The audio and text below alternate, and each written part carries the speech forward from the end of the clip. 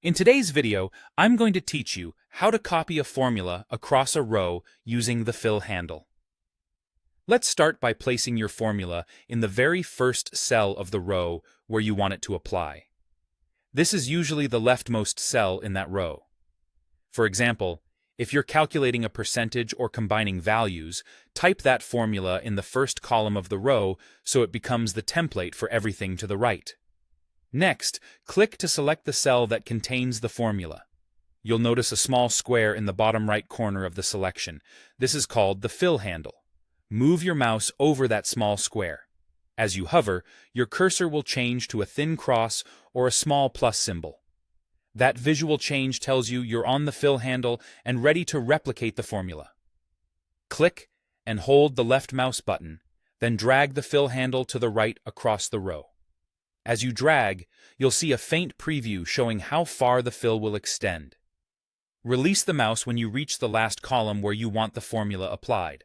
The formula is now copied into each cell you covered, and each copy is adjusted automatically for that column. If you dragged one column too far, no worries. Just use undo to step back. There's also a faster option when your data is contiguous across the row.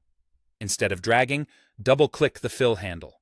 The worksheet will automatically copy the formula across the row until it reaches the last adjacent column with data, saving you time when working with many columns. As the formula fills, relative references update from one column to the next. For instance, a reference that points to the cell immediately to the left will keep pointing to the immediate left as it moves across. If you need a reference to stay fixed, like a tax rate or a constant cell, make it absolute by adding dollar signs to the row, the column, or both.